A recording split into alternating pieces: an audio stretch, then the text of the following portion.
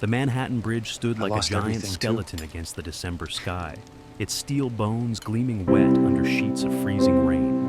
The clock had just struck 11:47 when Marcus Hayes felt the first real bite of winter through his worn paramedic jacket.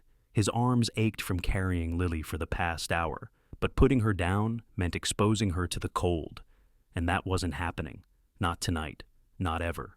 The 3-year-old was finally asleep, her tiny body wrapped in the only dry thing he owned, a jacket he'd kept from his Navy Medical Corps days. Her breath came in small puffs against his neck, warm and steady, the most precious rhythm in his universe. Each step across the bridge was calculated, careful, avoiding the puddles that had formed in the walkway's imperfections. The rain had turned vicious, horizontal, driven by a wind that screamed between the cables like something wounded and angry. Marcus shifted Lily's weight, his lower back protesting. The night shift at Brooklyn General had run 3 hours over, again. A multi-car pileup on the FDR Drive had brought in 12 criticals, and they'd needed every pair of trained hands.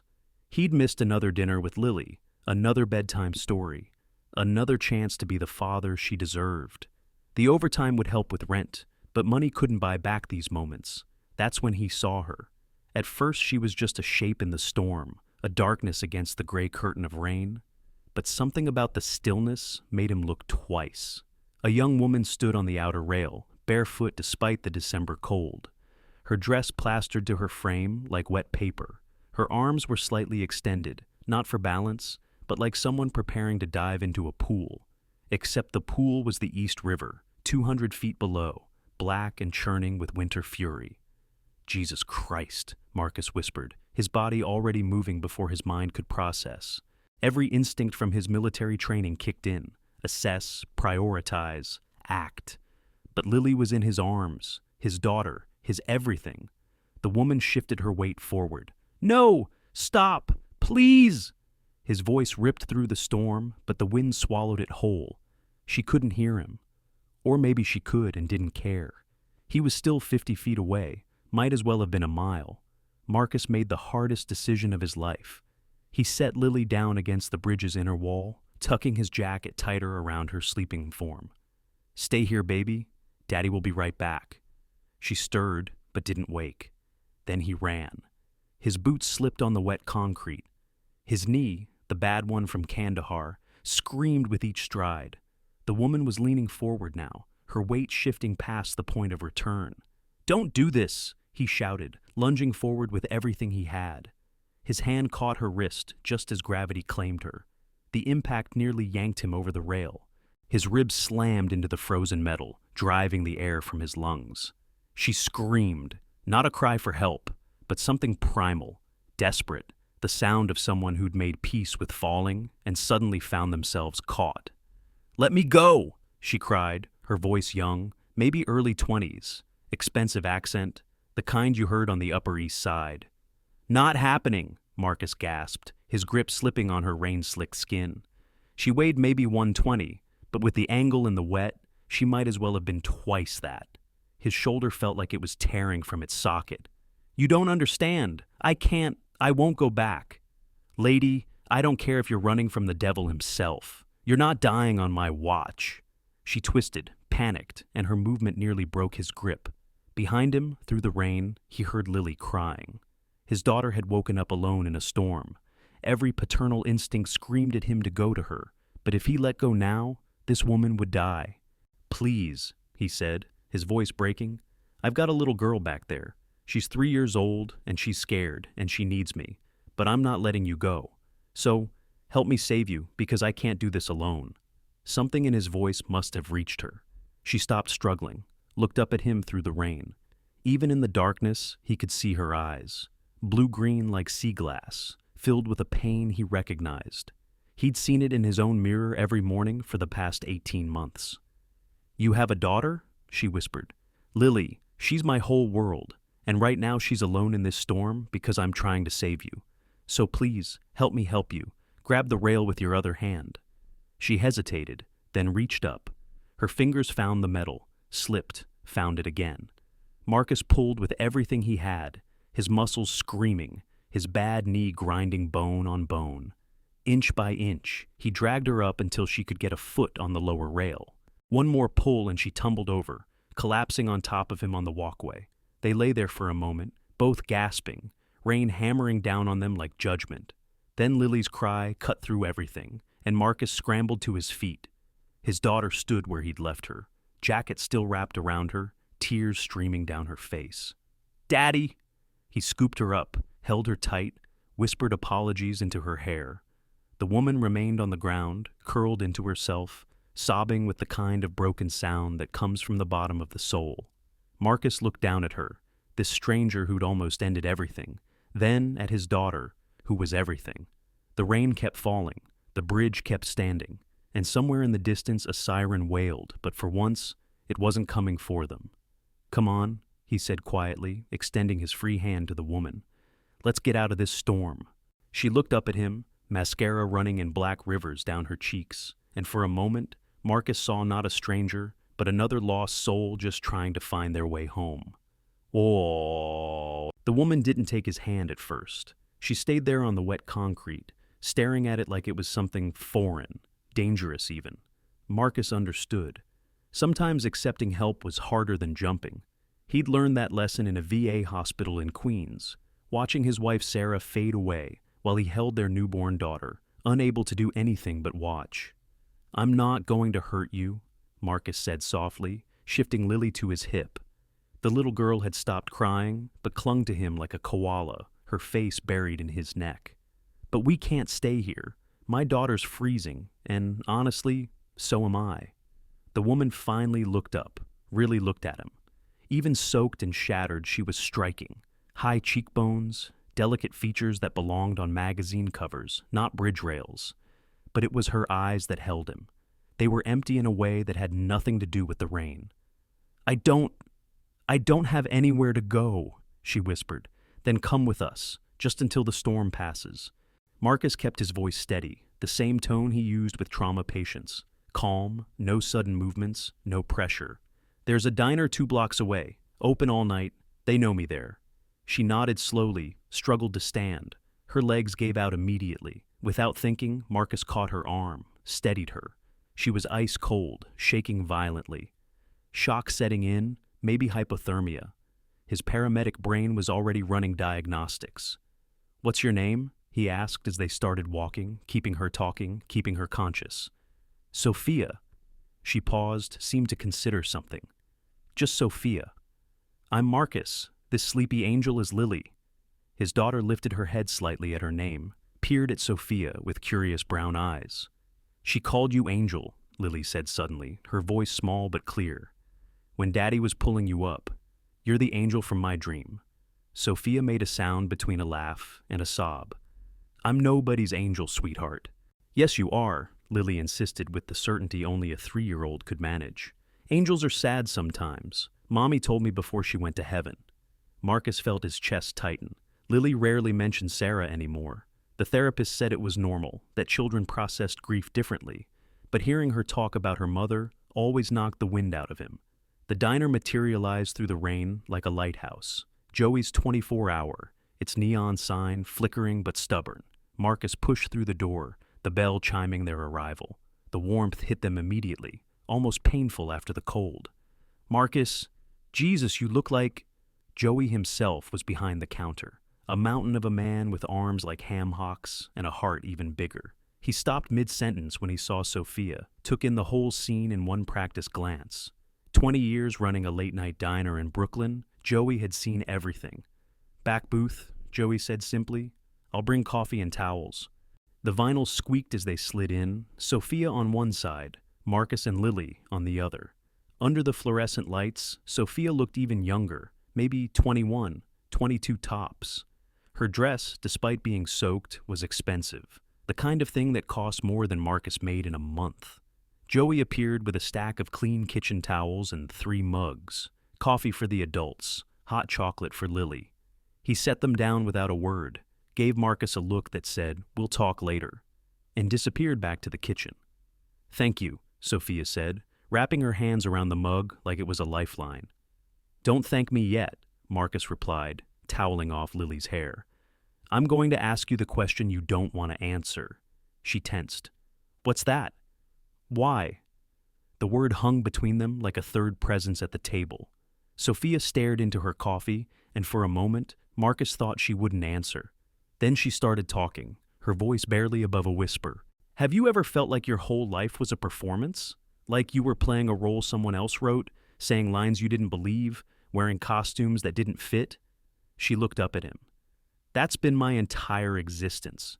21 years of being Sophia Kensington, daughter of Victor Kensington, heir to a tech empire I never wanted, engaged to a man older than my father because it's good for the merger. Marcus felt Lily shift against him, already falling back asleep. He adjusted his arm around her, kept his focus on Sophia. Kensington, as in Kensington Industries. You know it? Lady, everyone knows it. Your father owns half of Silicon Valley and a quarter of Manhattan. He owns me too, or he did. Her laugh was bitter. The engagement was announced last week.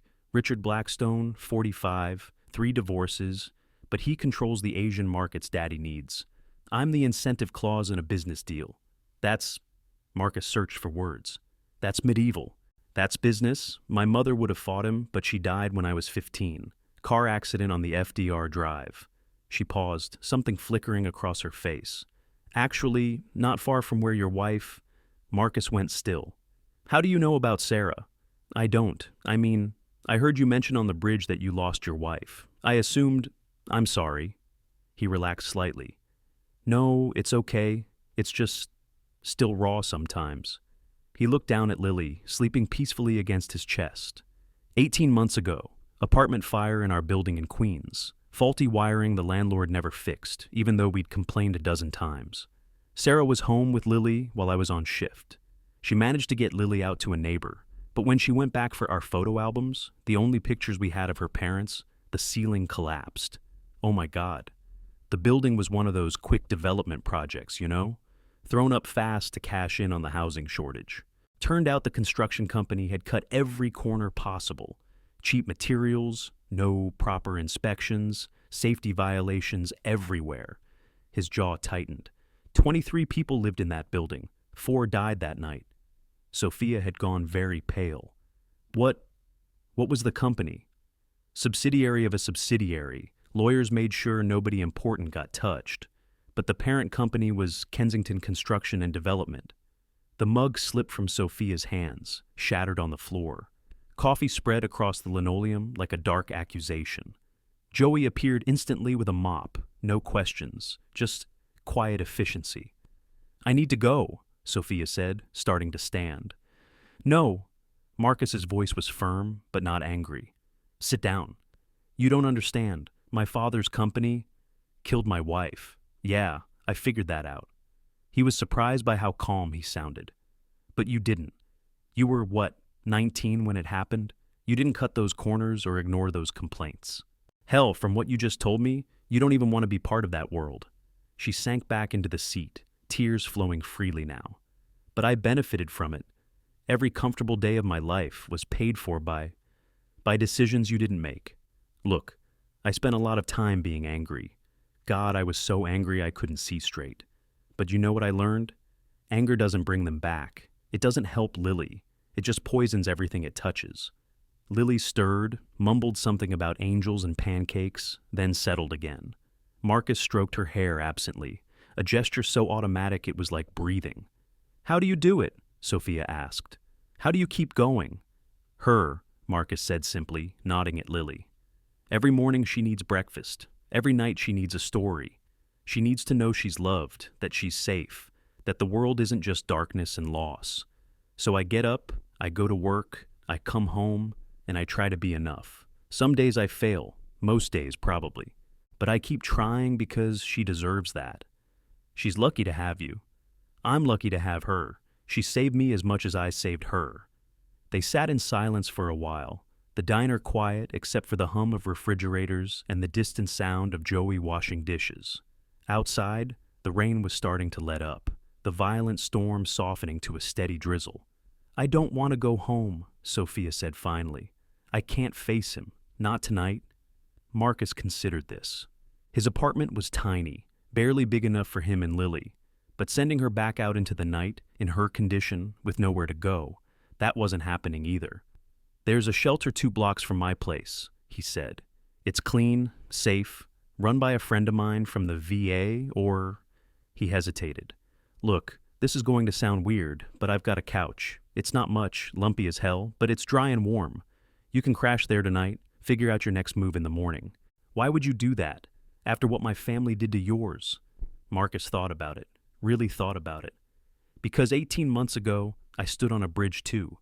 Different bridge, but same darkness. Joey found me, talked me down, reminded me that Lily needed her father. Someone helped me when I needed it most. Maybe that's all any of us can do, pay it forward." Sophia studied him for a long moment. "You're not what I expected." "What did you expect?" "I don't know. Someone harder, I guess. Angrier." "I was, but angry is exhausting, and I didn't have energy to spare." He shifted Lily gently. "Come on. Let's get out of here before Joey starts charging us rent." They stood, and Joey waved off Marcus's attempt to pay. "Your money's no good tonight," the big man said. "Just take care of each other." Outside, the city had that clean smell it got after rain, like the storm had washed away a layer of grime and left something newer underneath. Marcus hailed a cab, a luxury he couldn't afford, but Sophia was shaking again and Lily needed to get to bed. The ride to Brooklyn was quiet. Sophia stared out the window at the city lights blurred by rain, while Marcus held Lily and tried not to think about how complicated his life had just become. He was bringing home the daughter of the man whose negligence had killed his wife. The universe, Marcus thought, had a twisted sense of humor. His building was exactly what you'd expect for $400 a month. 5 stories of fading brick, graffiti on the lower walls, a front door that didn't quite close right. But it was home, or as close to home as he could manage. "4th floor," he said apologetically as they entered the stairwell. "Elevator's been broken since Obama's first term." The apartment was small but clean. Marcus had learned military precision about space. Everything had its place because there was no room for chaos. Lily's corner was an explosion of color, though. Drawings taped to the walls, toys in a careful pile, a tiny bed with princess sheets he'd found at Goodwill. "It's perfect," Sophia said, and something in her voice made Marcus believe she meant it. He got Lily changed and into bed, the little girl barely waking through the process. As he tucked her in, she opened her eyes briefly. "Daddy, is the angel staying?" Marcus glanced at Sophia, standing awkwardly by the door. "Just for tonight, baby." "Good. Angel shouldn't be alone." She was asleep before he could respond. Marcus found a clean t-shirt and sweatpants for Sophia. They'd be huge on her, but dry. He showed her the bathroom, apologized for the water pressure, and set up the couch with the best blankets he had. "Marcus," Sophia said as he was about to head to his room, "what you said about paying it forward. What if I wanted to help? With Lily, I mean. I know I'm a stranger, and given everything, you have no reason to trust me, but I need to do something good, something that matters." He looked at her, this lost young woman in his doorway, wearing his old clothes, trying to find meaning in the wreckage of her life. "Let's see how tomorrow goes," he said gently. "One day at a time." She nodded, understanding. One day at a time. As Marcus lay in his narrow bed, listening to the sounds of the city through thin walls, he wondered what Sarah would think of this strange turn of events. Probably she'd laugh at the cosmic joke of it all. Then she'd tell him to be kind, because kindness was never wrong. Through the wall, he heard Sophia crying softly. Not the desperate sobs from the bridge, but something quieter, more like release than despair. He thought about going to check on her, but sometimes people needed to cry alone. Tomorrow would bring complications. Tomorrow there would be questions and decisions and probably more pain. But tonight, everyone was safe. Everyone was dry. Everyone was alive. For now, that was enough. Oh. Morning came too soon, announced by Lily's small hand, patting Marcus's face with the persistence of a tiny drummer. "Daddy, wake up. The angel is making breakfast." Marcus's eyes snapped open. Sophia was cooking? In his kitchen? He rolled out of bed, still in yesterday's clothes, and padded to the doorway. Sure enough, Sophia stood at his ancient stove, spatula in hand, making what looked like actual pancakes. Not the frozen kind he usually managed, but real, from-scratch pancakes. Morning, she said, without turning around. I hope you don't mind. Lily was hungry and you looked exhausted, so I thought. She trailed off, uncertain. You cook? My mother taught me, before she died. It was our Sunday morning tradition. She flipped a pancake with practiced ease. Your pantry is basically bare, but you had flour, eggs, and milk that wasn't quite expired. Lily was already at the small table, fork in hand, watching the pancake production with the intensity of a hawk. She made them shaped like hearts, Daddy. Marcus couldn't remember the last time someone had cooked in his kitchen who wasn't him. It felt strange, intimate in a way that made him uncomfortable. You didn't have to. I wanted to. It's the least I can do after you. She gestured vaguely, encompassing everything from the night before. They ate in relative quiet, Lily providing most of the conversation with a detailed analysis of her favorite cartoon characters. Sophia listened with genuine interest, asking questions that made Lily beam. Marcus watched them interact, something twisting in his chest. Lily hadn't been this animated with anyone since Sarah died. I should go, Sophia said once the dishes were done. I've imposed enough. Where? Marcus asked. Where will you go? She hesitated. I have a friend in Soho. Maybe she'll let me stay for a few days while I figure things out. What about your family? My father will have people looking for me by now.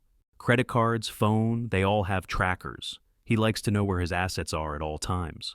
She said it matter-of-factly, but Marcus heard the hurt underneath. So what? You're just going to disappear? I haven't figured that out yet. She knelt down to Lily's level. Thank you for sharing your daddy and your home with me. Lily threw her arms around Sophia's neck. Don't go. You can stay here. You can sleep in my bed and I'll sleep with Daddy. That's sweet, baby, but...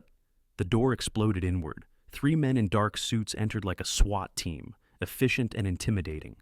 Behind them, a 4th man walked in with the casual authority of someone who owned everything he saw. Victor Kensington was shorter than Marcus expected, but his presence filled the room like smoke. Sophia, he said, his voice eerily calm. Time to go. How did you... Find you, please. Did you think I wouldn't have protocols for this? The bridge cameras, the diner's credit card system, the cab company's GPS. You left a trail a child could follow.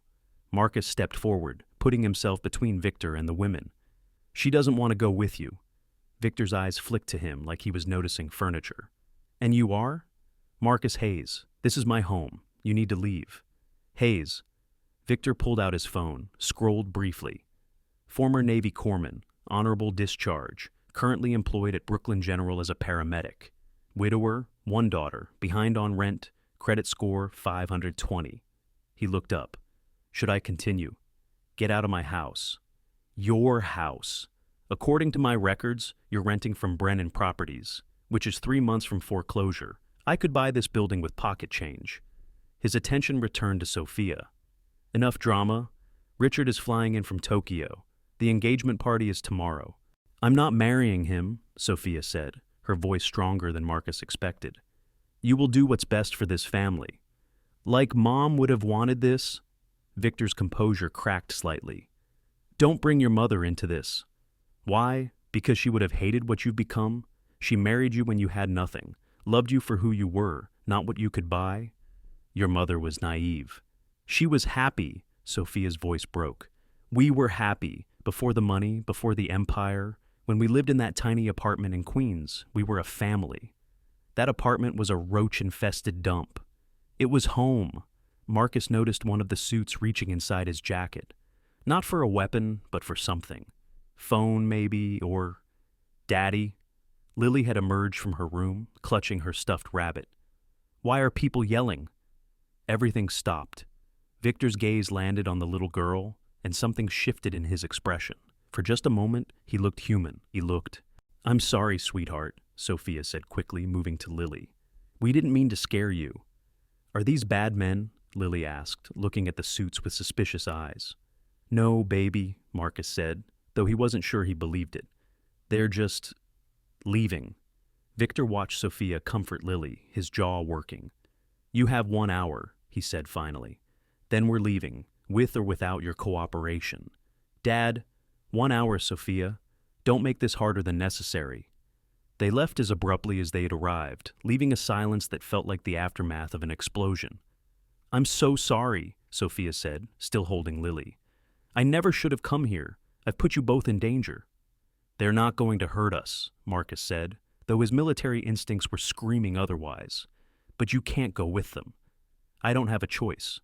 "There's always a choice. You don't know my father. He'll destroy you. Your job, this apartment, he'll take everything. Let him try." The words came out harder than Marcus intended. "I've already lost everything that mattered. He can't take what I don't have. You have Lily." That stopped him cold. She was right. He had Lily, and Victor Kensington was exactly the kind of man who would use that. "So what do we do?" he asked. You saved yourself last night when you took my hand. I'm not letting you unsave yourself now." Sophia stared at him. "Why do you care what happens to me?" Marcus didn't have a good answer for that. Why did he care? This woman was practically a stranger, the daughter of his enemy if he wanted to be dramatic about it. But something about her reminded him of himself in those dark days after Sarah, lost, drowning, desperately needing someone to give a damn. "Because nobody should be forced into a life they don't want," he said finally. "And because Lily's right, angels shouldn't be alone." Before Sophia could respond, Marcus's phone rang, his supervisor at the hospital. "Hayes, where the hell are you? Your shift started an hour ago." Marcus checked the clock, 10:47. He'd completely forgotten. "I'm sorry, I had an emergency." "I don't care if your apartment was on fire. This is the third time this month. You're on suspension, effective immediately." "Wait, you can't—" 2 weeks unpaid. And Hayes, next time it's permanent." The line went dead. Marcus stared at the phone, calculating rapidly. 2 weeks without pay meant no rent. No rent meant eviction. Eviction meant— "That was my father," Sophia said quietly. "He made a call. This is what he does. He'll take everything piece by piece until you have nothing left to fight with." Marcus felt the familiar surge of rage, the kind that used to consume him after Sarah died. But then Lily tugged on his shirt. "Daddy, are we in trouble?" He knelt down, forced his voice to be calm. "No, baby, everything's going to be okay." "Promise?" He couldn't promise.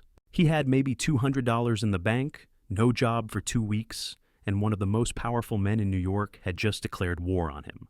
But Lily was looking at him with those trusting brown eyes, the same eyes as her mother. "I promise." Sophia's phone buzzed, a text from a number she didn't recognize. She read it, her face paling. "What is it?" Marcus asked. She showed him the screen, a photo of Marcus and Lily from the morning, taken through their window. The message below read, "1 hour is generous. Don't waste it." "He's watching us," Marcus said, moving to the window, scanning the street below. 3 black SUVs were parked outside, engines running. "This is insane," Sophia said. "I'm going down there. I'll go with them, make a deal." "No deals." Marcus's military training was taking over, his mind shifting into tactical mode. "He's already shown his hand. He'll hurt anyone close to you to maintain control. You go back now, you'll never get out." "So, what do you suggest?" Marcus thought quickly. "Joey, the diner owner, he's connected, knows people, and he hates bullies more than anyone I know. You want to involve more people? We're already involved. Might as well have backup." They dressed quickly, Marcus throwing essentials into Lily's backpack, change of clothes, her medication, favorite toy. If they had to run, they'd be ready.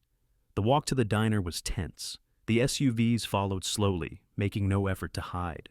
Lily walked between them, holding both their hands, chattering about pancakes, oblivious to the danger. Joey took one look at them and ushered them to the back room, a cramped office that smelled of old coffee and cigarettes. "Spill," he said simply.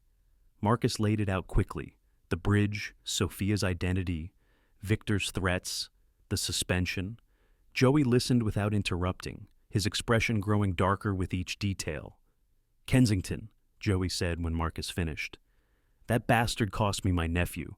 "What?" "Different building, same story. Shoddy construction, fire. My sister's boy didn't make it out." Joey cracked his knuckles, a sound like breaking branches. "Been waiting for a chance to return the favor." "This isn't your fight, Joey." "Like hell it isn't." He pulled out his phone, started making calls. "Tommy, yeah, it's Joey. Remember that favor you owe me? time to collect. Over the next hour, Joey worked his network: construction workers, cab drivers, hospital staff, all the invisible people who kept the city running and whom men like Victor Kensington never noticed. By noon, he had intelligence. "Your boy's got a problem," Joey told Sophia. "That merger with Blackstone, it's hemorrhaging money.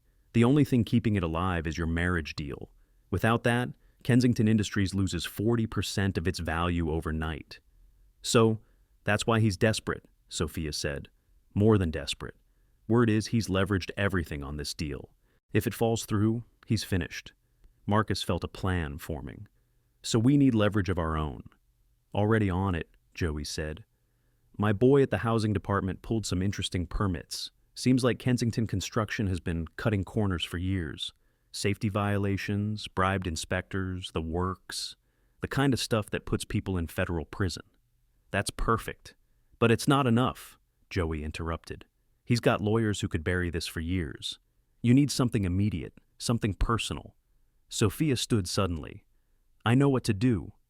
"What?" "My mother's diary. She kept one for years, including during the early days of the company. She knew about the corners being cut, the bribes. She begged him to stop. It's all documented." "Where is it?" "In a safety deposit box. She gave me the key before she died, made me promise to keep it safe." Sophia pulled a small key from a chain around her neck. "I never knew why until now." "Which bank?" Marcus asked. "First National, Madison Avenue." Joey whistled. "That's right in enemy territory." "We'll need a distraction," Marcus said, his tactical mind working. "Something to pull his resources away from the bank." "Leave that to me," Joey said, grinning. "I've got a few friends who've been dying to protest outside Kensington Tower. Something about unsafe working conditions." "That could work, but—" Marcus's phone rang. Unknown number. He answered cautiously. "Mr. Hayes?" A woman's voice, professional, cold. "This is Margaret Chen from Child Protective Services. We've received a report of child endangerment at your address. We'll need to conduct an immediate welfare check." Marcus's blood went cold. "Who filed the report?" "That's confidential. We'll be there within the hour. Please have your daughter present." The line went dead. "He's going after Lily," Marcus said, his voice hollow. Sophia grabbed his arm. "We won't let him take her. You don't understand. I've got a suspension on my record now. We're behind on rent and a CPS investigation. They could take her." "Not if we get to that diary first," Sophia said, her voice steel. "We end this today." Marcus looked at her, this woman he'd pulled from the edge just hours ago, now ready to fight for his daughter. "Why?" he asked again. "Why are you doing this?" "Because last night you gave me a reason to live," she said simply. "Now, let me give you a reason to fight." Joey stood, all 300 pounds of him, radiating menace. "So what's the play?" Marcus thought of Sarah, of how she'd always said he was too careful, too willing to accept what life threw at him instead of fighting back. Maybe it was time to prove her wrong. "We split up," he said. "Joey, you coordinate the protest, make it big and loud. Sophia and I hit the bank while Victor's distracted. We get that diary, we end this." "And Lily?" Sophia asked. "Mrs. Chen from the 4th floor. Former teacher, loves kids. She'll watch her." "You trust her?" "With my life." Joey checked his watch. "We've got maybe 40 minutes before CPS shows. Let's move." As they prepared to leave, Lily tugged on Marcus's sleeve. "Daddy, is the angel in trouble?" Marcus knelt down. "No, baby, we're going to help her." "Good," Lily said firmly. "Angels should help each other." Out of the mouths of babes, Marcus thought. He kissed his daughter's forehead, memorizing the moment. Because in 40 minutes, everything would change. Either they'd win, or he'd lose everything. But for the first time since Sarah died, he was ready to fight. The game was on. And the protest outside Kensington Tower was beautiful chaos. 300 construction workers, nurses, firefighters, and service workers had materialized as if from thin air, carrying signs that read, "Kensington kills," and "Safety before profit." Joey had outdone himself. News vans were already arriving, reporters scrambling to cover the unexpected demonstration. Marcus watched from across the street, Sophia beside him in a baseball cap, and sunglasses she'd bought from a street vendor. Through the tower's glass facade, they could see security guards scrambling, talking rapidly into radios. "There," Sophia pointed. "My father's on the 40th floor. See, he's at the window?" Sure enough, a small figure stood at the floor-to-ceiling windows, watching the crowd below. Even from this distance, Marcus could feel the man's rage. "Joey's got his attention," Marcus said. "Let's go." The ride to First National took 12 minutes. 12 minutes where Marcus's phone rang constantly. Unknown numbers he didn't answer.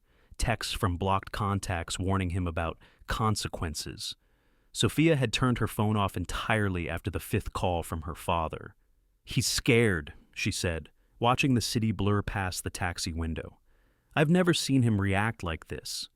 "Desperate people do desperate things," Marcus replied, thinking of the CPS threat. Mrs. Chen had texted him that Lily was safe, playing with her cats, but the welfare check was still coming. They had maybe 20 minutes. First National's Madison Avenue branch was all marble and intimidation, the kind of place where Marcus's work boots looked like an insult. The security guard eyed them suspiciously as they entered. "Safety deposit box," Sophia said with practiced authority, the Upper East Side princess returning to her voice. "Box 1847. The clerk, a thin man with nervous hands, checked his computer. "I'll need identification and the key, miss." "Kensington, Sophia Kensington." The name had an immediate effect. The clerk's eyes widened, his fingers fumbling on the keyboard. "Of course, Miss Kensington. Right away. If you'll follow me." "Is there a problem here?" They turned. A man in an expensive suit had appeared, the kind of smooth corporate type who managed problems for rich people. His smile was all teeth, no warmth. "Mr. Dalton," the clerk stammered, "Miss Kensington is accessing her safety deposit box." "I see." Dalton's eyes never left Sophia. "Miss Kensington, your father is concerned about you. Perhaps we should call him, let him know you're safe." "That won't be necessary," Sophia said coolly. "I insist." Dalton pulled out his phone. Marcus stepped forward. She said no. Dalton looked at him like he'd discovered something unpleasant on his shoe. "And you are?" "Someone who knows you're about to commit false imprisonment if you don't step aside." "That's a serious accusation. From a serious person." Marcus let his military bearing show, the stance that said, "I've faced worse than you, and lived." "The lady wants to access her legally registered safety deposit box. You can either facilitate that or explain to the bank president why you're preventing a client from accessing their property." Dalton hesitated. He was corporate security, not physical security, and Marcus could see him calculating odds. 5 minutes, Dalton said finally. "Then I'm calling Mr. Kensington." The vault was everything Marcus expected. Sterile, silent, walls of numbered boxes like metal tombstones. Box 1847 was small, unassuming. Sophia's hands shook as she inserted the key. Inside was a leather journal, worn at the edges, and a USB drive. "Mom was paranoid about technology failing," Sophia explained, grabbing both. "She always kept physical and digital copies." Marcus flipped through the journal quickly. Even in hurried glimpses, he could see it. Dates, names, amounts. References to buildings that later burned or collapsed. Pleas for Victor to stop, to think about the families. "This is it," he said. "This is enough to bury him." "Mr. Hayes." They spun. Dalton stood in the vault doorway, but he wasn't alone. 2 NYPD officers flanked him, hands resting on their weapons. "These officers would like to speak with you about a kidnapping allegation," Dalton said smoothly.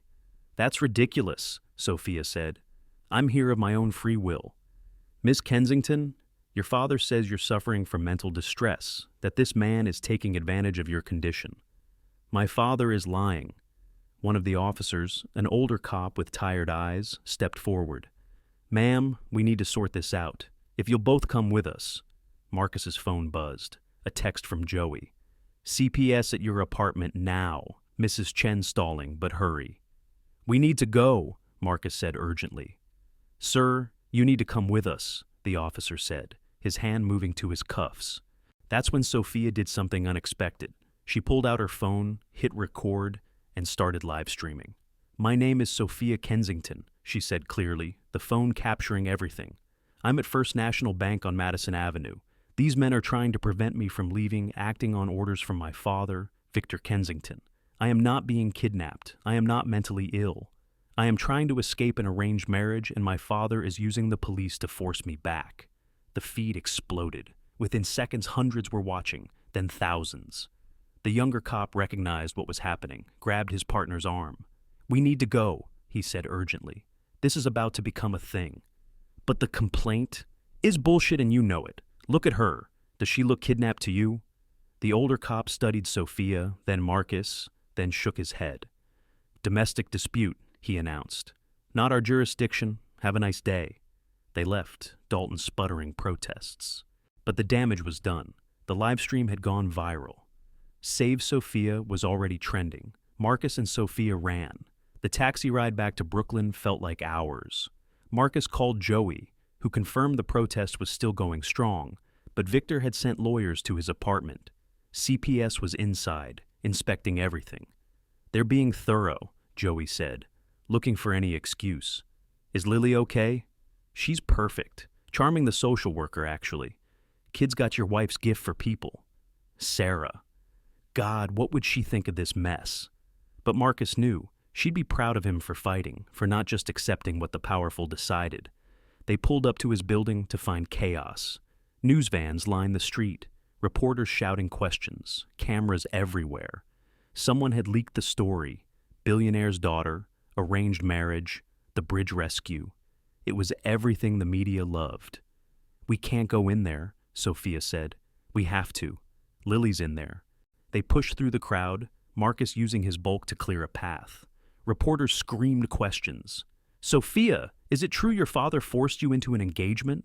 Mr. Hayes, did you really save her from jumping? Is this a real relationship or a publicity stunt?" They made it inside, up the stairs. The apartment door was open.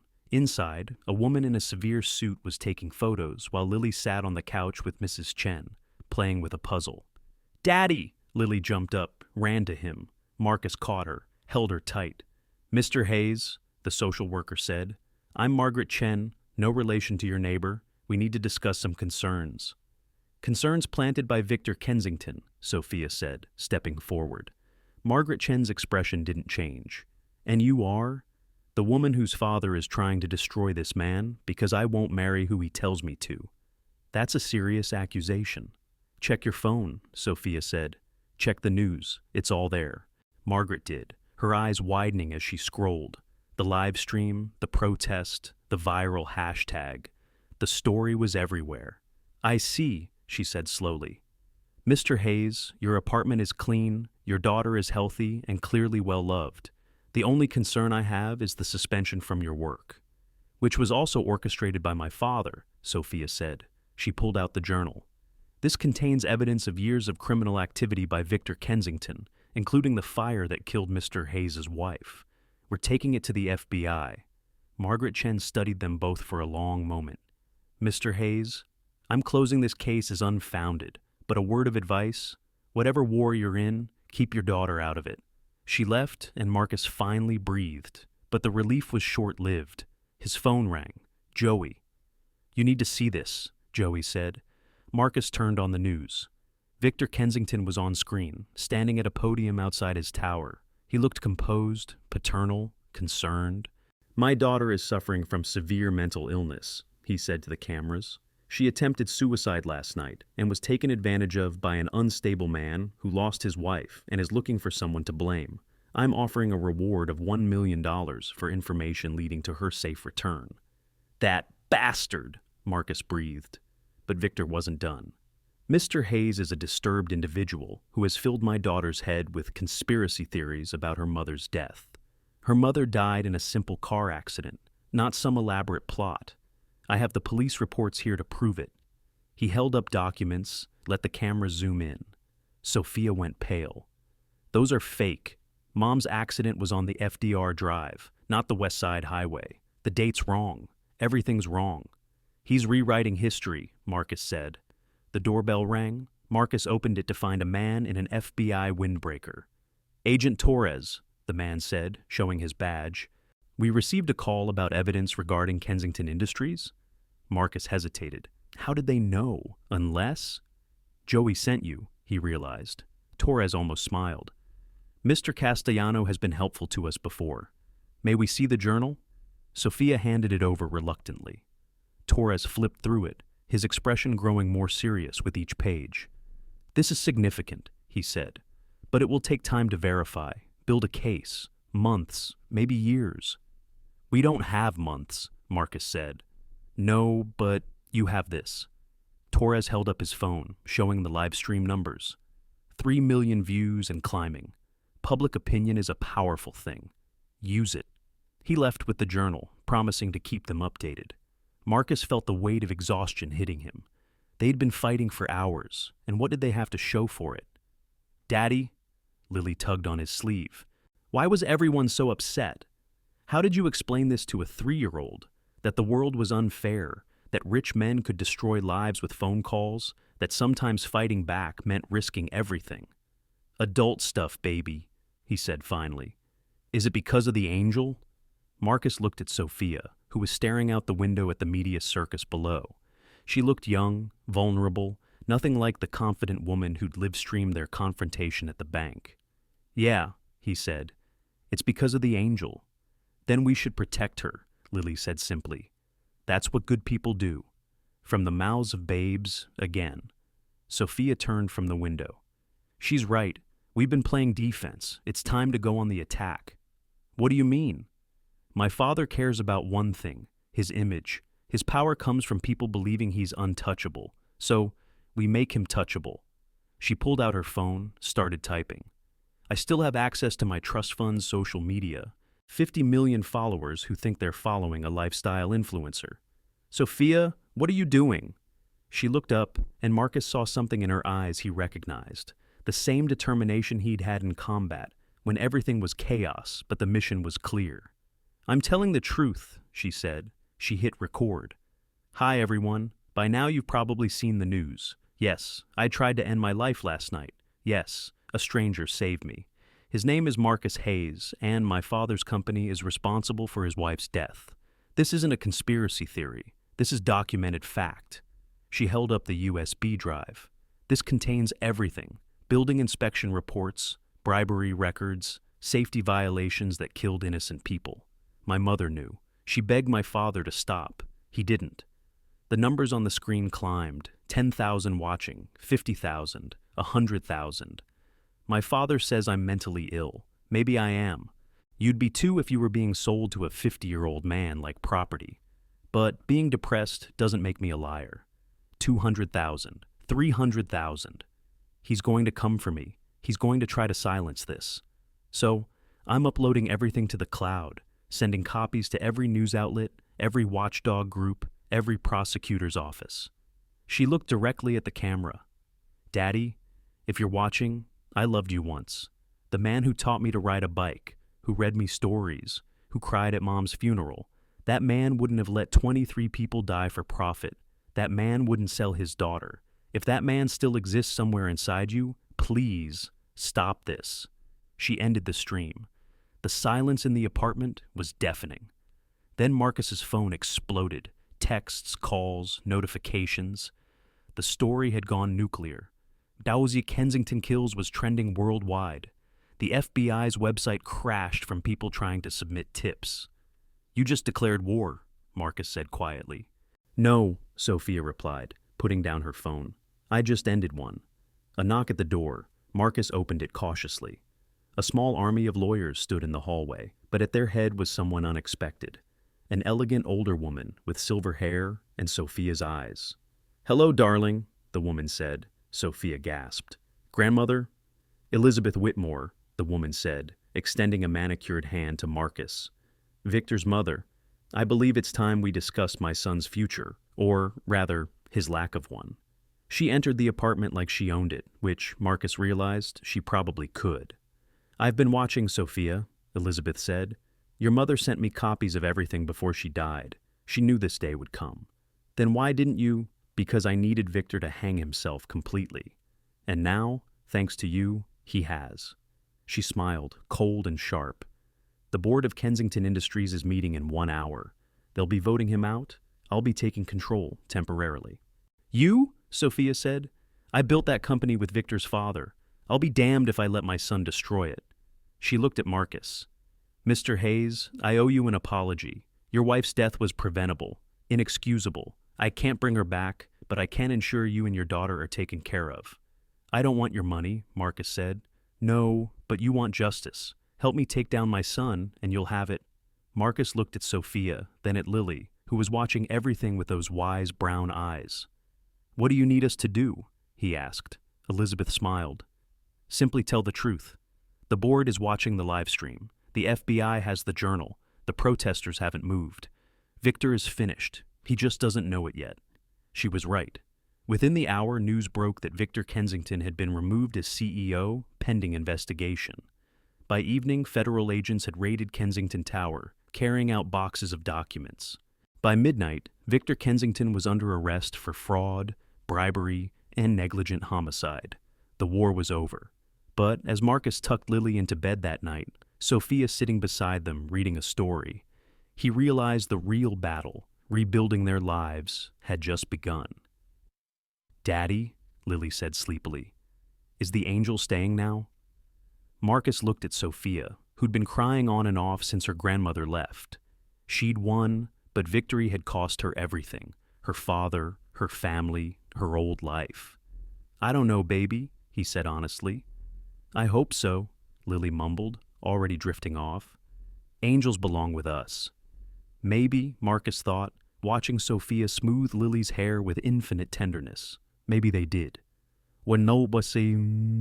3 weeks had passed since Victor Kensington's arrest. 3 weeks of relative peace that should have felt like victory. But standing in the kitchen at 3 a.m., staring at an eviction notice, Marcus knew the war wasn't over. It had just changed battlefields. Can't sleep either? He turned to find Sophia in the doorway, wearing one of his old Navy t-shirts that hung to her knees. She'd been staying on the couch still, refusing his offers to take the bed. Her grandmother had offered her a penthouse, unlimited funds, anything she wanted. She'd turned it all down, saying she needed to figure out who she was without the Kensington name. Eviction notice? Marcus said, handing her the paper. Apparently, my suspension turning into termination means I can't prove income. Landlord wants us out in 10 days. Sophia read it, her jaw tightening. This is retaliation. My father might be in federal custody, but his lawyers aren't. Doesn't matter who's behind it. Result's the same. My grandmother could... No, Marcus's voice was firm. I'm not taking charity. It's not charity. My family destroyed yours. This is... reparations. That's not how I want to rebuild. He rubbed his face, exhaustion evident in every line. I've been applying everywhere. Nobody's hiring. Word's out that I'm trouble. Sophia moved closer, close enough that he could smell the lavender shampoo she'd bought with her last $20.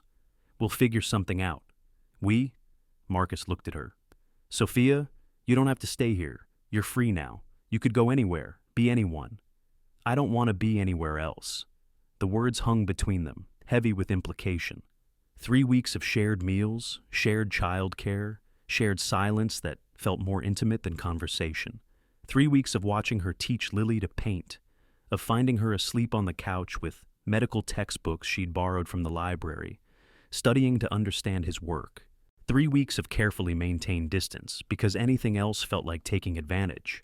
Sophia, I know what you're going to say, she interrupted. That I'm vulnerable, that I'm conflating gratitude with something else, that you're not ready. Sarah hasn't even been gone 2 years. All of those things are true. Maybe, or maybe sometimes broken people find each other at exactly the right moment. She stepped back. But you're right. You need to focus on Lily. I'll look for my own place tomorrow. Before Marcus could respond, his phone rang. Who called at 3 a.m.? The caller ID showed Brooklyn General. Mr. Hayes, this is Dr. Patterson. There's been an incident. We need you to come in immediately. I don't work there anymore. Not as an employee. It's about Joey Castellano. He's in critical condition. The world tilted. What happened? Hit and run, 3 hours ago. He's asking for you. Marcus was moving before the call ended, throwing on clothes, grabbing his keys. Sophia was right behind him. I'm coming with you. Lily, Mrs. Chen already texted. She heard us moving around. She's coming up. The hospital was chaos. Police everywhere. Joey's family filling the waiting room. Marcus recognized some faces from the diner. Regulars who'd become family to the big man, who fed anyone who was hungry, regardless of ability to pay. Dr. Patterson met them at the ICU doors. It's bad. Crushed pelvis, internal bleeding, traumatic brain injury. We've done what we can, but can I see him? 5 minutes. He's been fighting to stay conscious, saying he needs to tell you something. Joey looked small in the hospital bed, a contradiction for such a large man. Machines breathed for him, monitored him, kept him tethered to life by electronic threads. His eyes opened when Marcus approached. "Hey, brother," Marcus said softly. Joey's hand moved slightly. Marcus took it gently. Joey's lips moved, no sound at first, then a whisper. "Not accident." "What?" "Black SUV, Kensington, plates." Marcus's blood went cold. "You're saying Victor, not Victor, the son." "What son? Victor doesn't have a son." "Richard Blackstone, Sophia's fiancé, his son, saw him." Marcus looked at Sophia, who'd gone pale. "Richard has a son," she nodded slowly.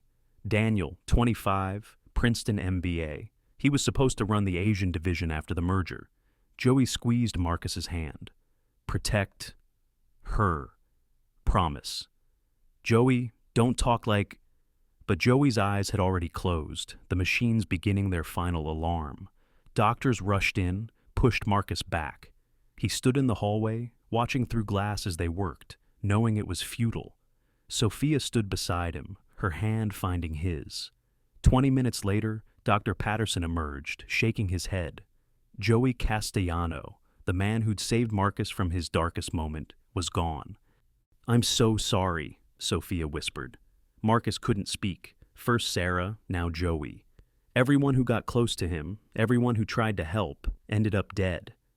"This is my fault," Sophia said. "If I hadn't come into your life—" "Stop." Marcus's voice was rough. Joey made his choice. He knew the risks. "Mr. Hayes?" They turned to find a detective, shield visible, notepad out. "Detective Morrison, I need to ask you about Mr. Castellano. Did he have any enemies?" Marcus thought about Joey's dying words. But without proof, accusing Daniel Blackstone would only paint a target on their backs. "Everyone loved Joey," he said instead. Morrison nodded, made notes. "We have traffic cameras that caught the vehicle. We'll find who did this."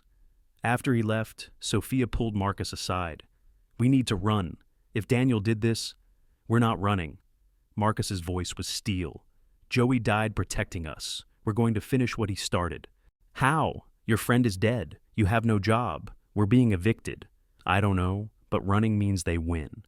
They left the hospital as dawn broke, the city waking to another day that would go on without Joey Castellano in it. Mrs. Chen was asleep on the couch when they got home, Lily curled beside her. The older woman woke as they entered. "How is he?" Marcus just shook his head. Mrs. Chen's eyes filled with tears. Joey had fed her for free every week since her husband died. "That good man," she whispered. "That good man." After she left, Marcus sat at his small table, staring at nothing.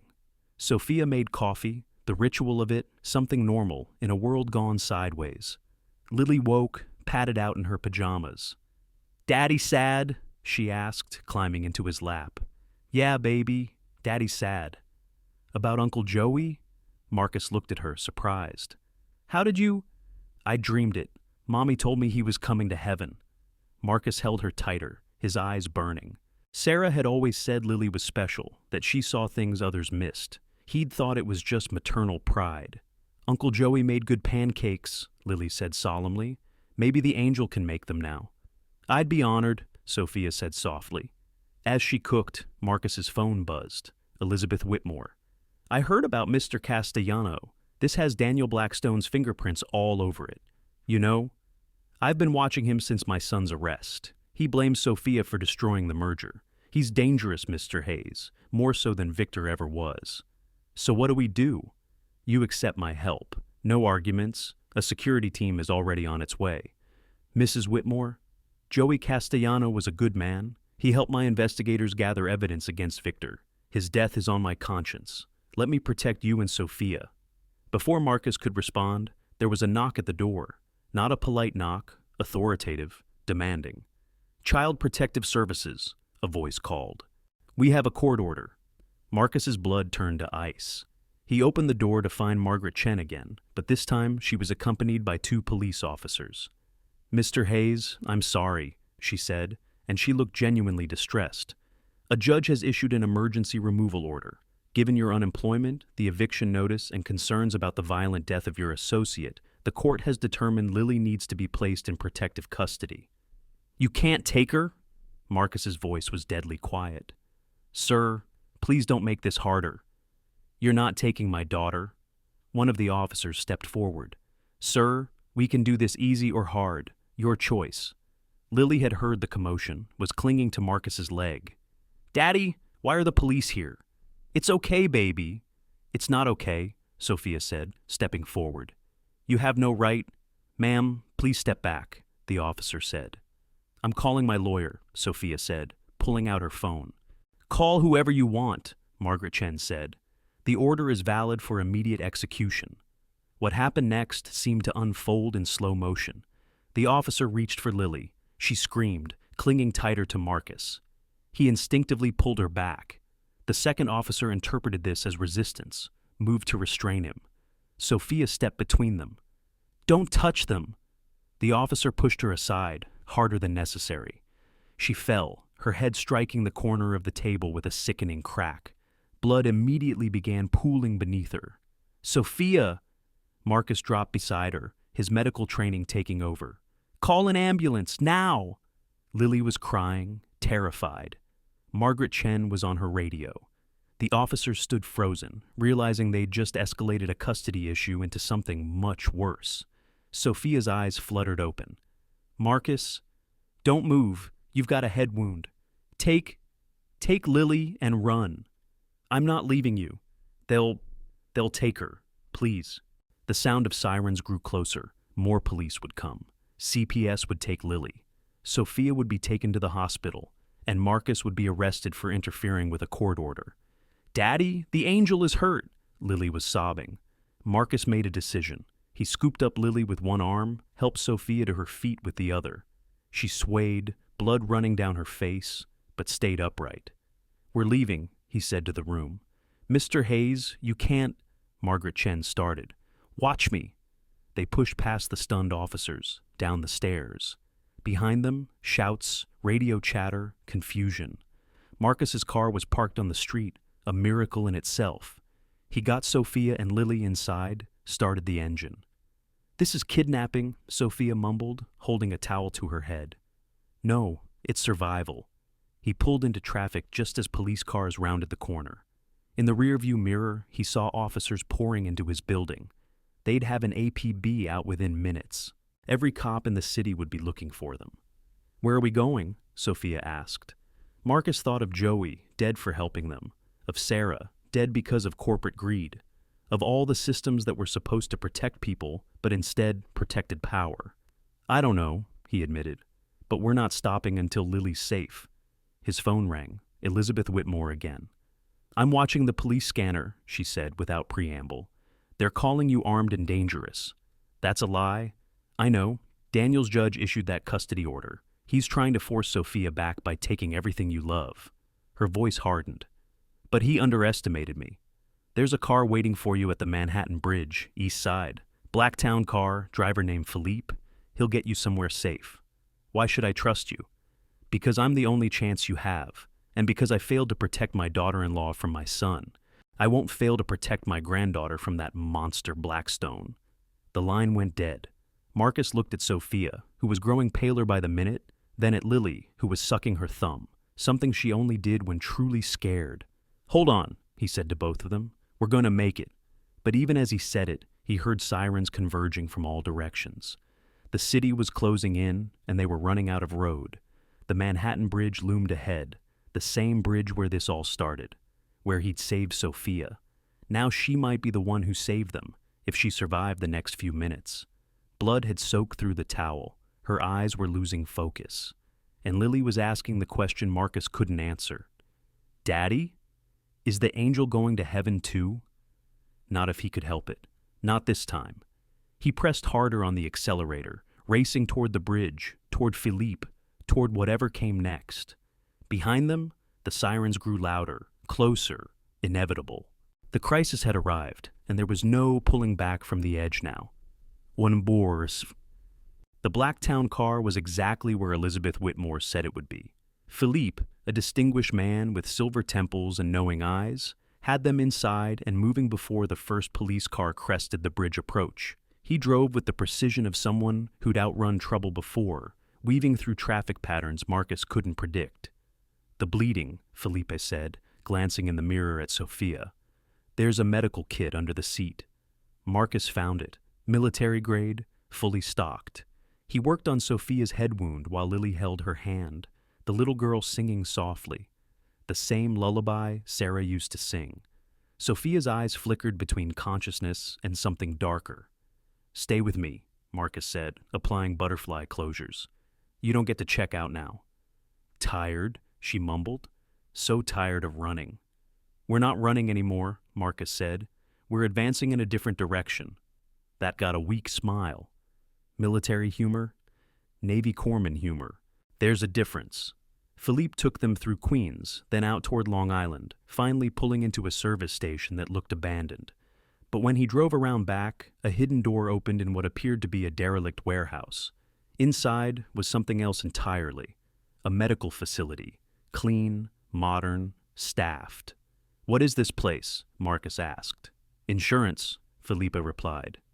"Mrs. Whitmore has been preparing for a war with Blackstone for years. She knew this day would come." A medical team took Sophia immediately. Marcus tried to follow, but a doctor stopped him. "Let us work. She needs a CT scan, possibly surgery. That head wound is worse than it looks." "Daddy, where are they taking the angel?" Lily asked, clinging to his hand. "To make her better, baby."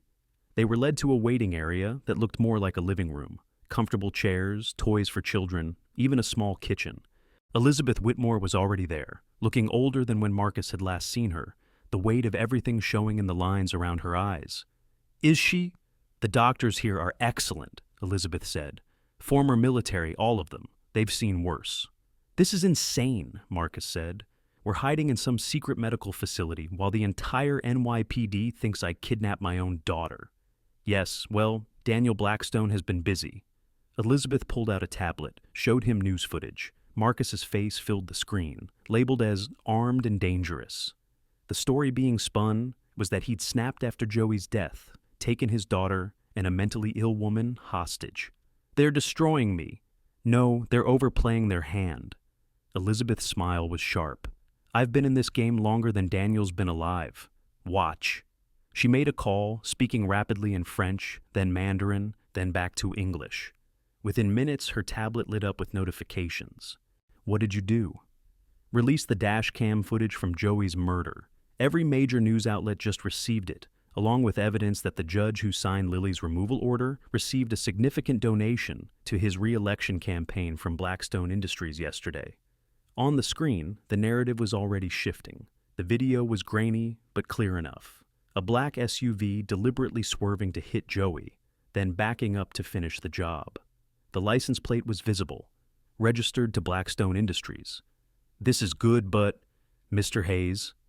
A doctor emerged, blood on his scrubs. Marcus's heart stopped. "She's stable," the doctor said quickly. "Subdural hematoma, but we caught it in time. She's asking for you." Marcus looked at Lily, but Elizabeth waved him on. "Go. Lily and I will make cookies." "Cookies?" Lily perked up immediately, the resilience of children amazing him once again. The medical wing was impressive, better equipped than some hospitals Marcus had worked in. Sophia was awake, bandaged, IV running, but her eyes were clear. "Hey," she said softly.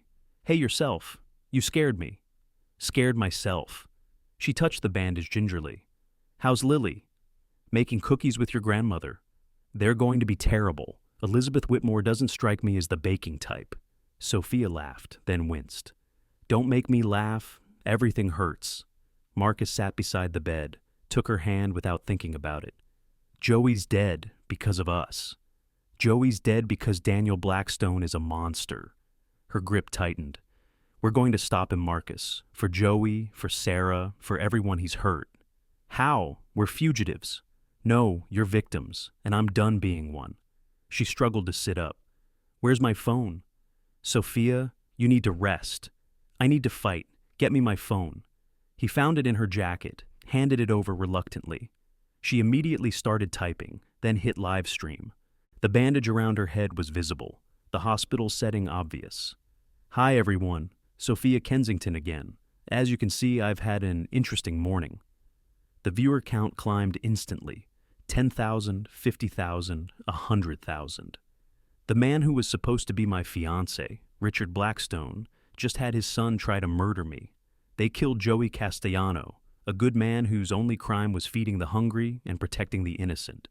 They tried to take a 3-year-old girl from her father because we exposed their crimes. 200,000 viewers, 300,000. I'm done hiding, done running. Daniel Blackstone, if you're watching, and I know you are, you narcissistic piece of trash. I have every email, every document, every recording of your father planning to traffic young women through his Asian operations. Yeah, that's right. The marriage wasn't just about money. It was about covering up human trafficking. Marcus stared at her. What? Something I discovered last week, she said, covering the phone mic briefly. In my mother's files, she knew about that too. Back to the stream. So here's the deal, Daniel. You can keep coming after us, and I'll release everything. Or you can turn yourself in for Joey's murder, and maybe you'll only get life in prison instead of the death penalty. She looked directly at the camera. You have 1 hour. The stream ended. The silence in the room was deafening. Human trafficking, Marcus said. The Blackstone Empire isn't built on tech. It's built on misery. Young women from Southeast Asia, promised modeling careers, ending up in worse. Her voice broke slightly. My mother found out just before she died. Her car accident? Maybe not so accidental. Marcus felt the pieces clicking together. Your father knew. He had to. But the money was too good, the power too addictive. Do you actually have proof? She held up a USB drive on a chain around her neck, next to her mother's diary key. Everything. I've been carrying it since I found it. Marcus's phone rang. Unknown number. Don't answer, Sophia started, but he already had. Hello? Mr. Hayes. The voice was young, cultured, cold. Daniel Blackstone, I believe you have something of mine. If you mean Sophia, she's not property. I mean the USB drive, and yes, she is. Contracts were signed, dowries paid. In certain parts of the world, that makes her mine. This isn't certain parts of the world. This is America. America is just another market, Mr. Hayes. Everything is for sale. Your friend Joey learned that. Marcus's grip on the phone tightened. You murdered him. I removed an obstacle, just like I removed your wife. The world stopped. What? Oh, did you think that fire was about shoddy construction? Please. Your wife was looking into our operations, using her position at the community center to protect some girls who'd escaped. She had to go. Marcus couldn't breathe. Sophia grabbed his arm, steadying him.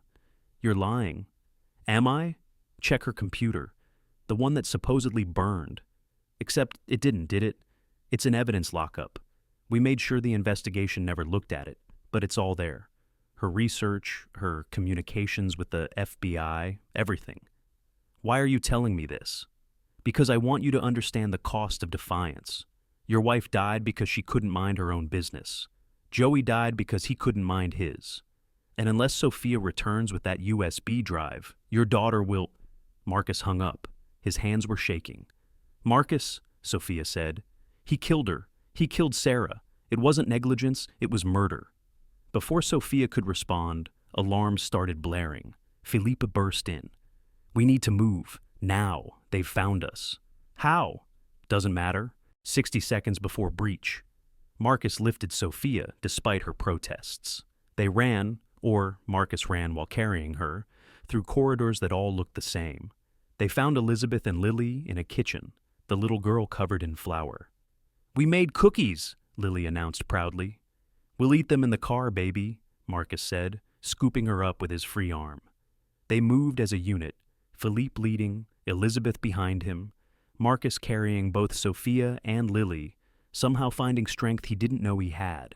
Behind them, The sound of doors being breached, shouting, boots on concrete. The garage had 3 identical town cars. Felipe went to one, but Elizabeth stopped him. Too obvious. She went to a beat-up van in the corner, producing keys. Sometimes invisibility is better than armor. They piled in. No seats in the back, just carpeted floor.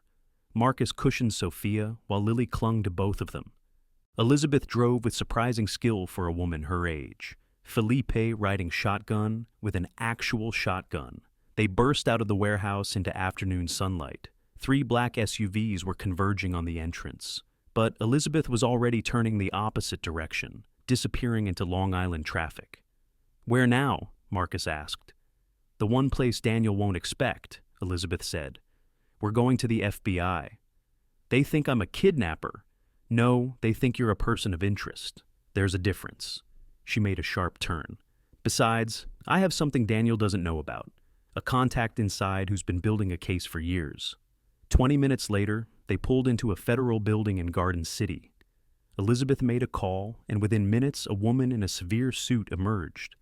"Agent Sarah Winters," she said, and Marcus flinched at the name.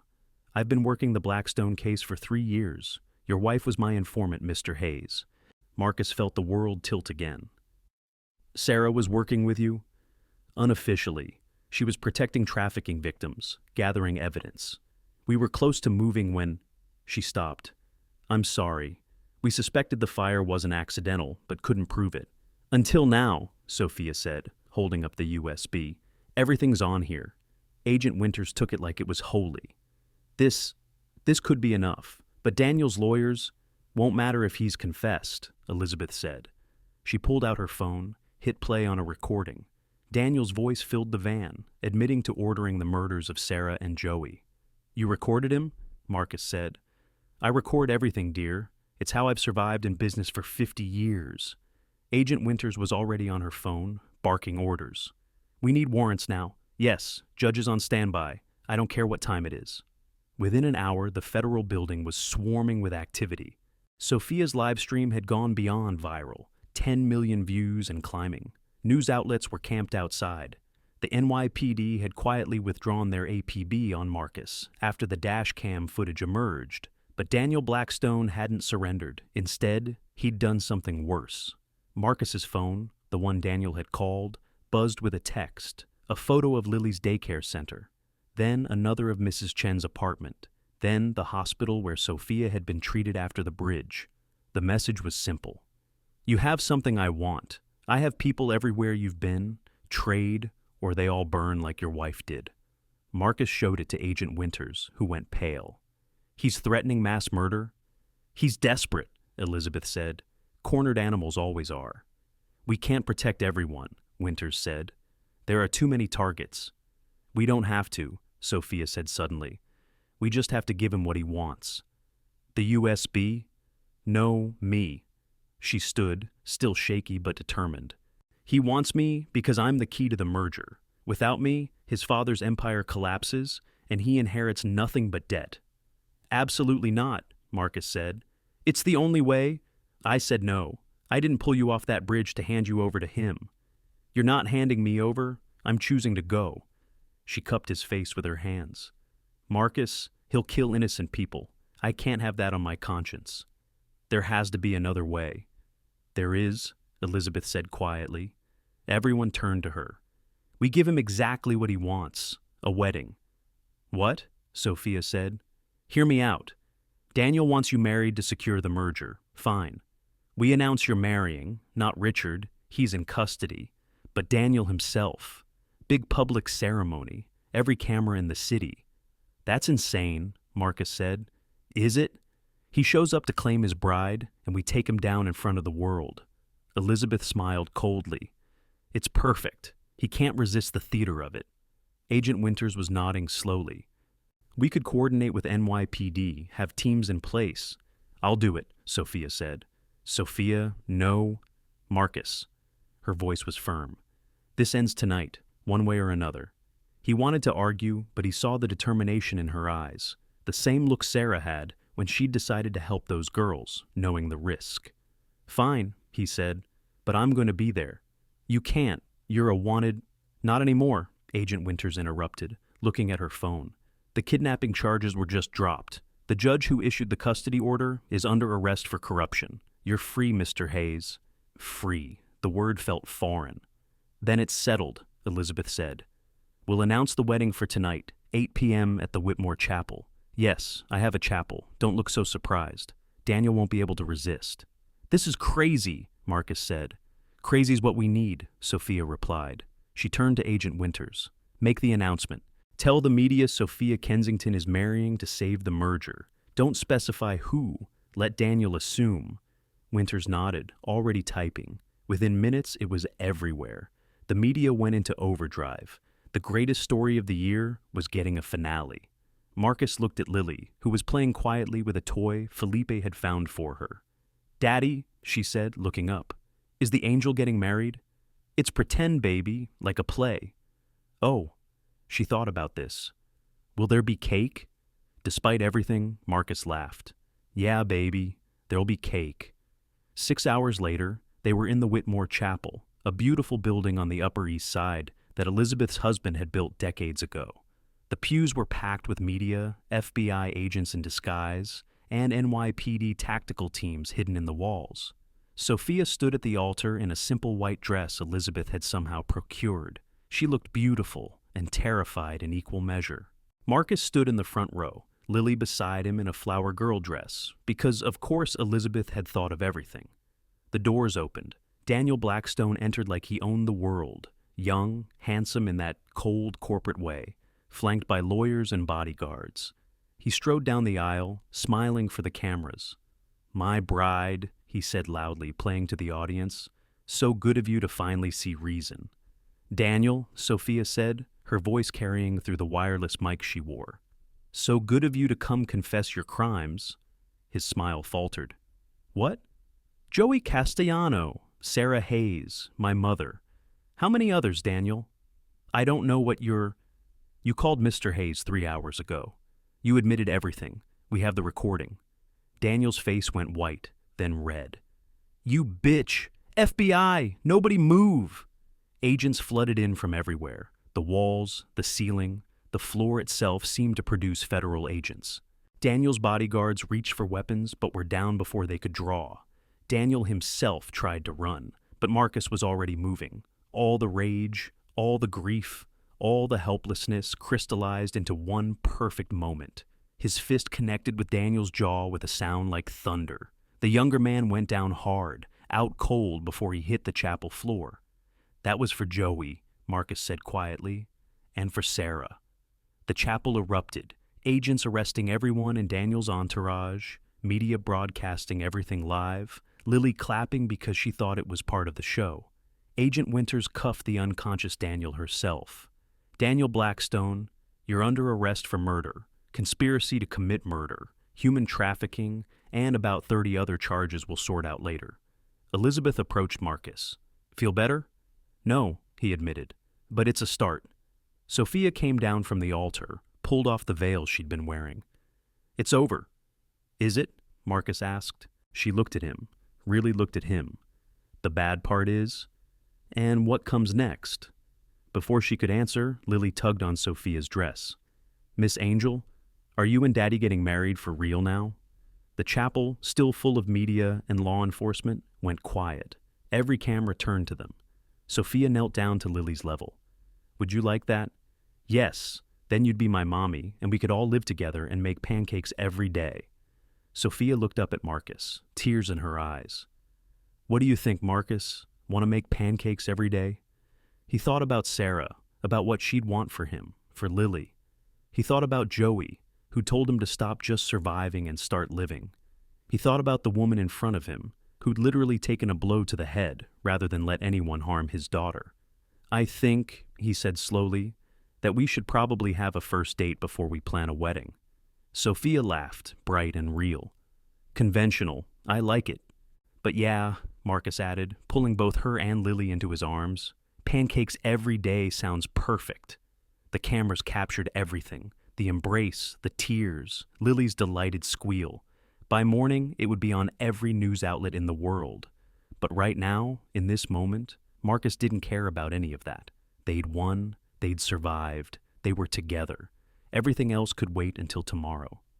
Und 6 months later, the morning sun painted Brooklyn in shades of gold and amber, filtering through the windows of what had once been Joey's diner.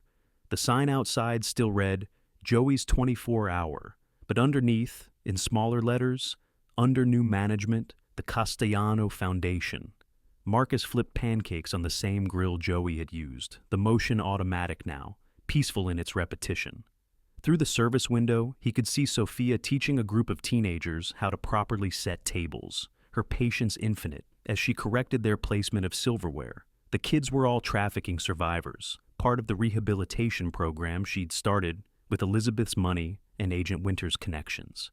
"Daddy, you're burning them!" Lily called from her perch on a bar stool, appointed herself as head quality control officer for all pancake operations.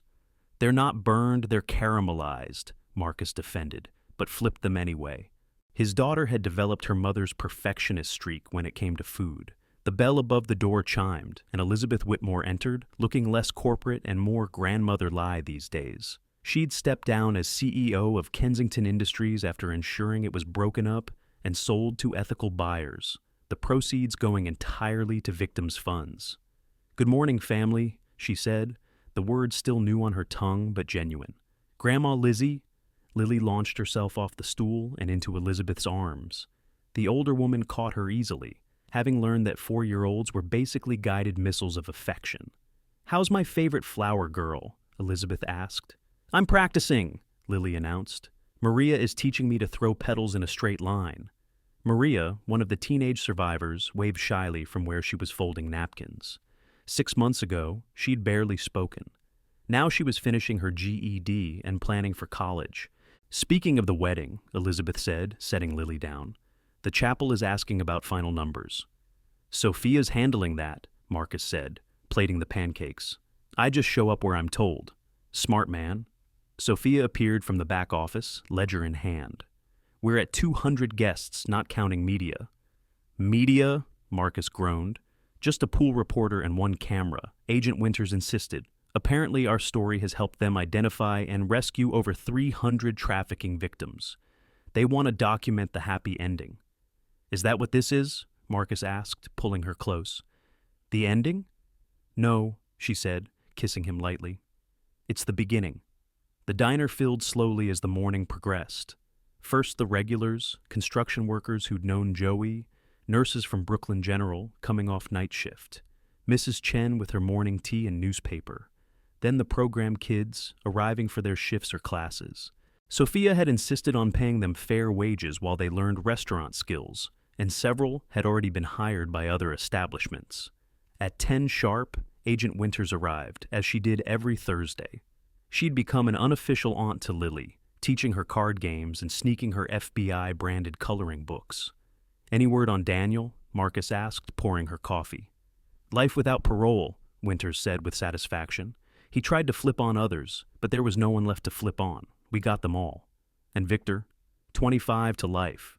Could be out in 15 with good behavior, but somehow I doubt he'll manage that." Marcus nodded. He'd testified at both trials, as had Sophia. Facing the men who'd destroyed so many lives had been cathartic, but it hadn't brought Sarah or Joey back. Nothing could. But at least their deaths had meant something, the complete dismantling of a criminal empire. "There's something else," Winters said, pulling out an envelope. "This came through official channels. For you." Marcus opened it carefully. Inside was a photograph he'd never seen before. Sarah at the community center, surrounded by young women, all smiling. On the back, in Sarah's handwriting, "My girls, safe now, worth everything."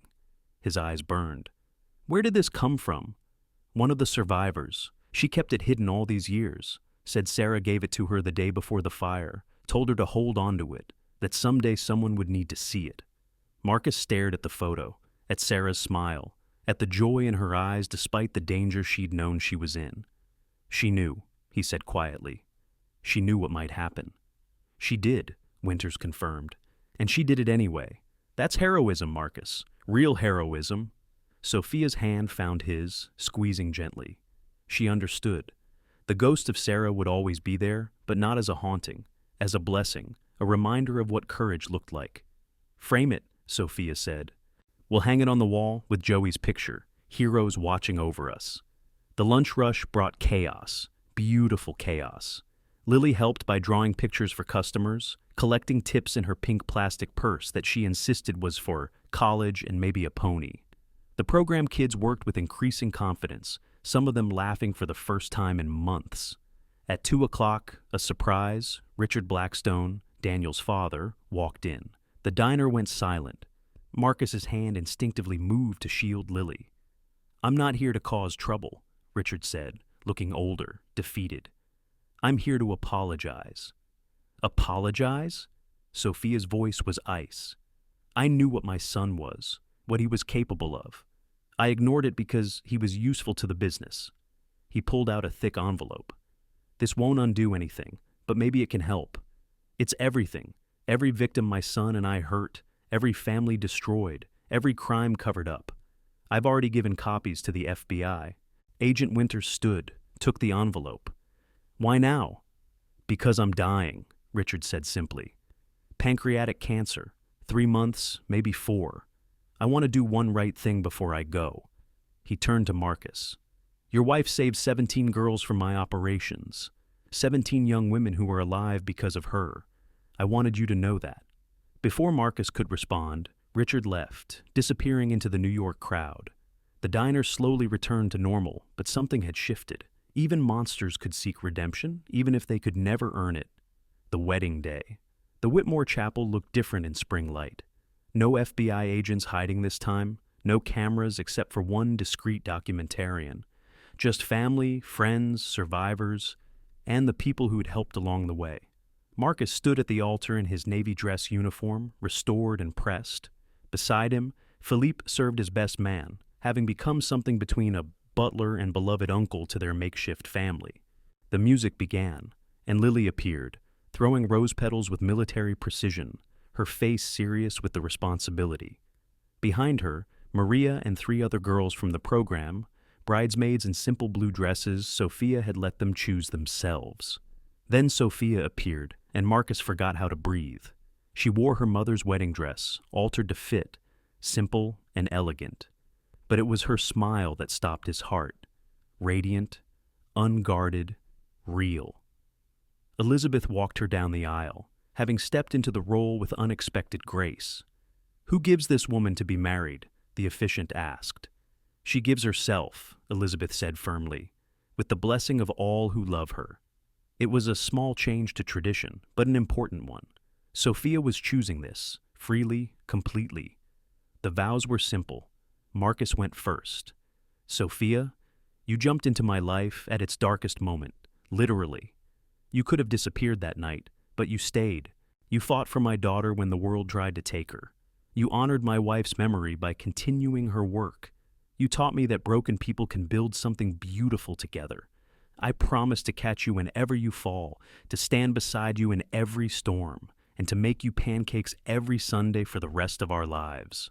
Sophia's voice was steady despite her tears. "Marcus, you saved me in every way a person can be saved. You showed me that real love isn't ownership or control. It's choosing to stay when leaving would be easier. You gave me a family when I thought I'd lost everything. You helped me find my purpose in the ruins of my old life. I promise to be Lily's mother in every way that matters, to honor Sarah's memory by protecting what she loved most, and to never let you face another dark moment alone." "The rings?" the officiant asked. Lily proudly produced them from her tiny purse, along with a slightly melted chocolate she'd been saving. The congregation laughed, the sound warm and real. They exchanged rings, simple bands, nothing elaborate. Sophia had insisted on paying for them with her first paycheck from the diner. "By the power vested in me by the state of New York, I now pronounce you husband and wife." They kissed, and the chapel erupted in celebration. But the sweetest sound was Lily's voice, clear and delighted. "I have a mommy again." The reception. They held it at the diner, of course. Where else would Joey's family celebrate?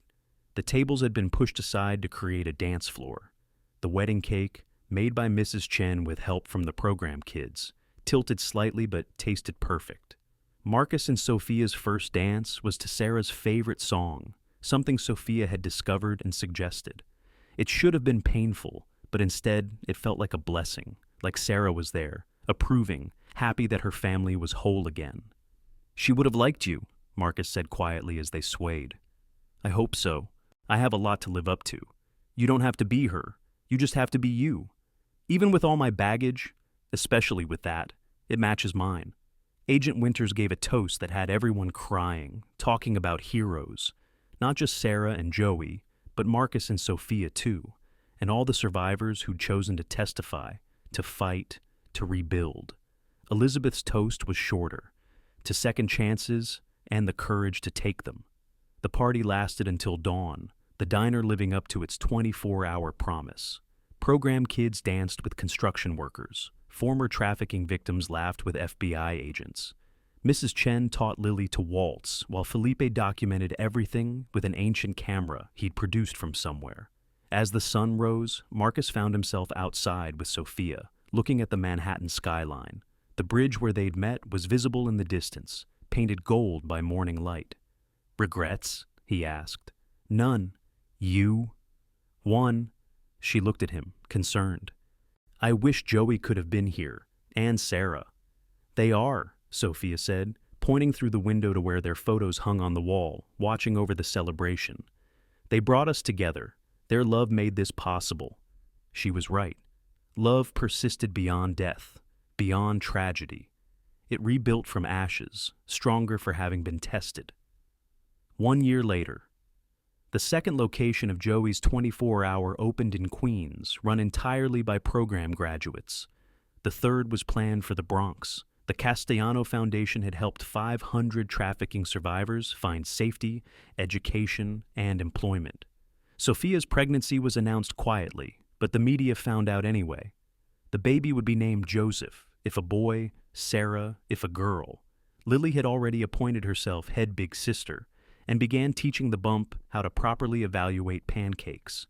Victor Kensington died in prison, shanked by someone whose daughter had died in one of his buildings. Marcus felt nothing, not satisfaction, not sadness. The man had become irrelevant to their lives.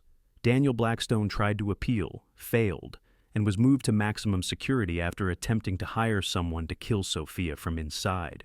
He'd rot there forever, forgotten by everyone, except his victims.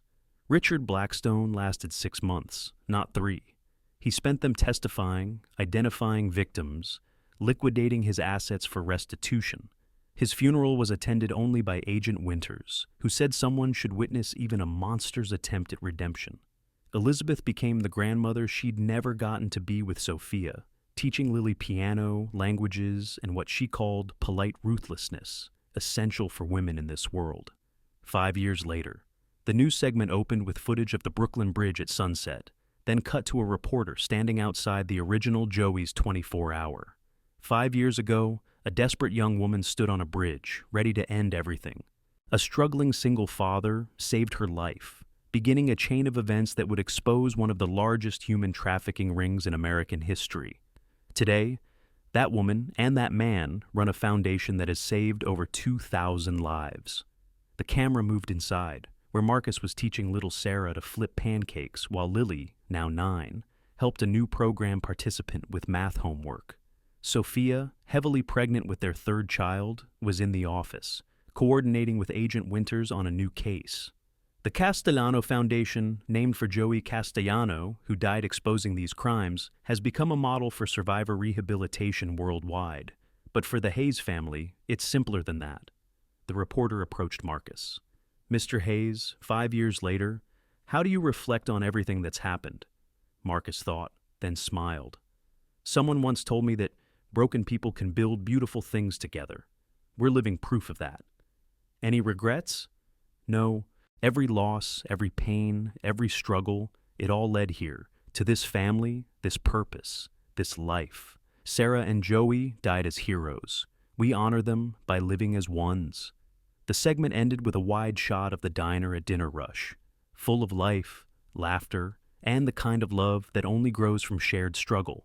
On the wall, the photos of Sarah and Joey watched over it all, their sacrifices not forgotten, but transformed into something powerful. Hope. The final morning. Marcus woke before dawn, as he always did. Sophia was curled against him, their newest addition, baby Joey, sleeping in the bassinet nearby. From down the hall, he could hear Lily and Sarah giggling about something, probably planning mischief. He slipped out quietly, made his way to the kitchen. On the refrigerator, held by magnets, were the artifacts of their life. Lily's first report card with Sophia, listed as mother, Sarah's drawings of their family, baby Joey's hospital bracelet, a photo from their wedding, and in the center, that picture of Sarah at the community center, surrounded by the girls she'd saved. Marcus started the coffee, began mixing pancake batter. It was Sunday, after all. "You're up early," Sophia appeared, baby Joey in her arms. "Tradition," Marcus said, kissing them both. "The girls are demanding chocolate chips." "They always do." "And I want blueberries." "You always do." They stood together in the kitchen of their Brooklyn brownstone, bought with the settlement from the Kensington estate, watching the sun rise over the city. It wasn't the life either of them had planned. It was better. It was chosen. It was theirs. "Marcus?" "Yeah?" "Thank you." "For what?" "For catching me, that night and every night since." He pulled her close, careful of the baby. "Thank you for letting me." The girls thundered into the kitchen, demanding breakfast. The baby fussed for feeding. The day began with all its beautiful chaos. And on the wall, barely visible in the morning light, Sarah and Joey's photos seemed to smile. Love had won. Not the easy love of fairy tales, but the hard-won love of real life, built from loss, strengthened by struggle, and proven by choice, every single day. The bridge that had brought them together still stood, carrying thousands of souls between Brooklyn and Manhattan. But for Marcus and Sophia Hayes, it would always be something more, the place where two broken people chose to save each other, and in doing so, save themselves. Some endings were really beginnings. This was both. The end, in memory of all the Joeys who feed the hungry, all the Sarahs who protect the vulnerable, and all the broken people brave enough to build something beautiful together.